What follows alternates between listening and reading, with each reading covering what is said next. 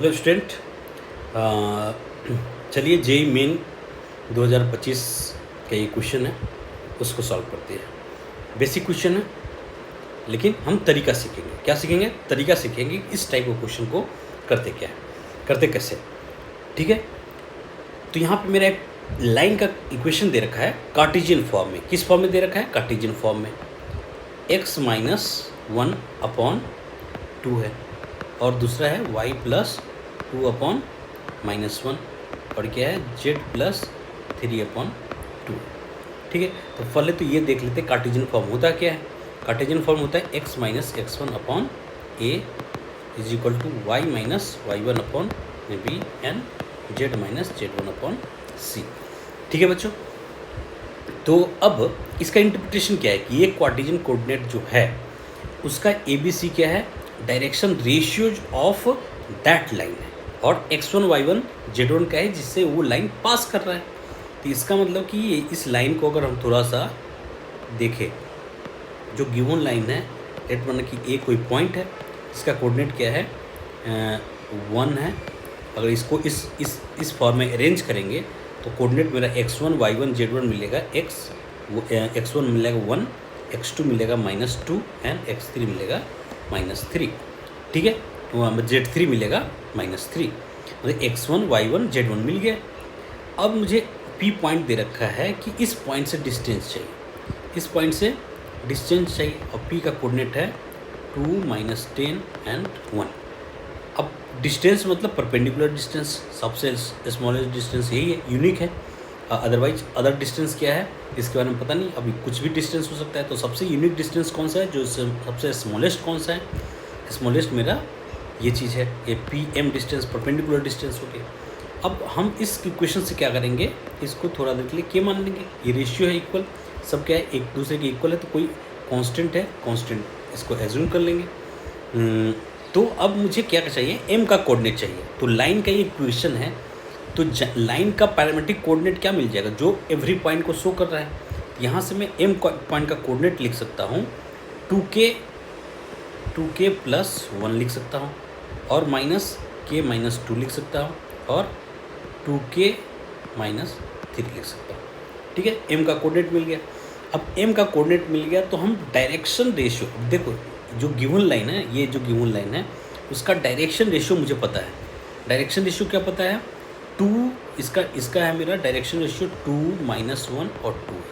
इस लाइन का, given line का डायरेक्शन रेशियो मुझे ये गिवन है। तो अगर PM लाइन का अगर डायरेक्शन रेशियो मिल जाए तो डायरेक्शन रेशियो ऑफ PM क्या हो जाएगा? डायरेक्शन रेशियो ऑफ PM क्या हो गया? x2 - x1। तो यहाँ से मेरा आ जाएगा 2k + 1 -2, ये मेरा हो गया x कंपोनेंट से related, x direction, the direction cosine of direction ratio of component x से रिलेटेड। ठीक है, अब ये चीज़ क्या हो गया? दूसरा क्या आ जाएगा? -k -2 + 10 आ गया, और तीसरा डायरेक्शन कोसाइन में आ गया 2k -3 -1। मुझे ये डायरेक्शन कोसाइन, इसको थोड़ा सा सिंप्लीफाई कर लेते, क्या जगह 2k -1, और ये आ गया -k + 8 आ गया, और ये आ गया 2k -4। ठीक है, 2k -4 आ गया। अब ये दो देखो, ये PM लाइन का डायरेक्शन कोसाइन पता है, और जो गिवन लाइन है, और दोनों क्या है? एक दूसरे के परपेंडिकुलर है। तो एक दूसरे के परपेंडिकुलर है, तो मैं क्या कर सकता हूँ कि दोनों का परपेंडिकुलर जो कंडीशन वो लगा सकता हूँ। तो दो लाइन परपेंडिकुलर होते हैं तो DR के बीच में रिलेशन क्या होता है कि A1 A2 plus B1 B2 plus C1 C2 is equal to 0 होगा। ये कंडीशन होता है। ये कंडीशन कहाँ से आया है? डॉट प्रोडक्ट से। दोनों के बीच में क्या है? Angle between these two lines क्या है? 90 डिग्री है। तो A.B, अगर इसको हम रिप्रेजेंट करें, इस लाइन को अगर हम वेक्टर से रिप्रेजेंट करें, तो हम इसके टर्म में लिख सकते हैं, डायरेक्शन रेशियो के टर्म में लिख सकते हैं A1I plus B1J plus C1K, ऐसे लिख सकते हैं किसी वेक्टर को।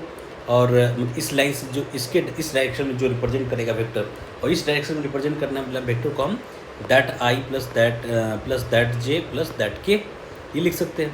तो उसका डॉट प्रोडक्ट लेंगे, मीन्स कॉस डॉट प्रोडक्ट में क्या आ जाएगा, कॉस 90 क्या आ जाएगा, 0 आएगा। तो दैट फॉर दैट ये टर्म क्या आ जाएगा, 0 आ जाएगा। अब A1 A2 क्या है, A1 तो देखो गिवन लाइन का 2 है और इस लाइन का ये इसका 2 है, तो इसको हम सिंप्लीफाई करेंगे, मीन्स 2 टाइम्स 2k माइनस 1, ठीक है। और एडिशन ऐड, अब क्या करेंगे, minus of k plus 8 into -1 into -1 और प्लस 2 टाइम्स क्या आ गया, 2k minus 4 is equal to 0। Purpose मेरा क्या है, k का वैल्यू निकलेगा तो ये पॉइंट निकलेगा, ठीक है। k का वैल्यू निकलेगा तो ये पॉइंट निकलेगा। अब पॉइंट निकलेगा तो पीएम डिस्टेंस भी डिस्टेंस फॉर्मूला से निकल जाएगा। That's why we are calculating the value of k। तो यहाँ इसको सिंप्लीफाई करते हैं तो क्या आ जाएगा, 4k माइनस 2 माइनस के प्लस, अब देखो यहाँ पे मल्टीप्लाई भी होगा तो प्लस k हो जाएगा और माइनस 8 हो जाएगा। क्या आ जाएगा, -8 आ जाएगा। ये क्या आ जाएगा, -8, यहाँ से हो जाएगा plus 4k minus 8 is equal to 0। यहाँ से मेरा k का वैल्यू क्या आ रहा है, 9k आ जाएगा। 9k is equal to 8 16 to जा 16 8 8 16 टू 18 आ रहा है, क्या आ रहा है, 18 आ रहा है। तो k इज इक्वल टू क्या आ जाएगा, 2 आ गया। k का वैल्यू मेरा 2 आ गया। तो कोऑर्डिनेट ऑफ पीक m क्या हो जाएगा, इसलिए कोऑर्डिनेट ऑफ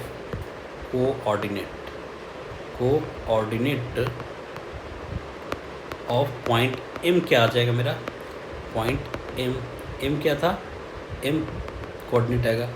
और k का वैल्यू 2 आया तो मेरा कोऑर्डिनेट है 2k प्लस 1 मीन्स 4 प्लस 1 5 आ जाएगा। क्या आ जाएगा, 5 आ गया। और दूसरा कोऑर्डिनेट क्या आ जाएगा, -2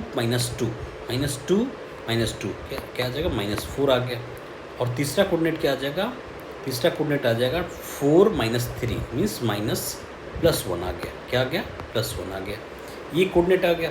तो डिस्टेंस फार्मूला से पीएम डिस्टेंस क्या आ जाएगा, डिस्टेंस फार्मूला से √that x2 - x1। तो मेरा जो ये कोऑर्डिनेट है 2 - 5 आ गया। क्या आ गया, 2 - 5 स्क्वायर प्लस -10 + 4 हो जाएगा स्क्वायर और प्लस 1 - 1 क्या आ जाएगा, 1 - 1 क्या आ जाएगा, 0 आ जाएगा।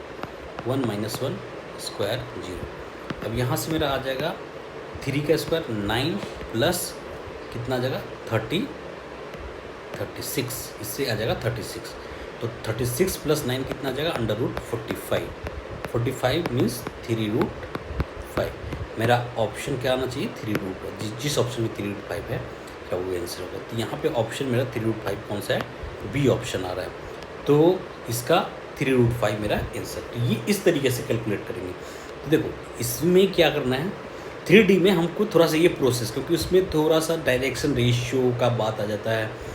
लाइन को हम डायरेक्टली, अगर यही लाइन रहता मुझे 2D में, तो डायरेक्ट सिंपल फॉर्मूला है perpendicular distance from a point to a line का फॉर्मूला है, उसे पुट कर देते हो डायरेक्टली। लेकिन यहाँ पे मुझे कैलकुलेट करना पड़ेगा। पहले इस लाइन के इक्वेशन से हम मुझे m का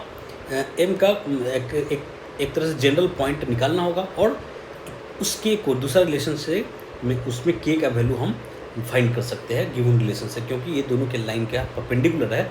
तो दूसरा रिलेशन वहाँ से हम k का वैल्यू निकाल लेंगे। तो इसके बेसिस पे इस तरीके से हम इस क्वेश्चन को सॉल्व करते हैं।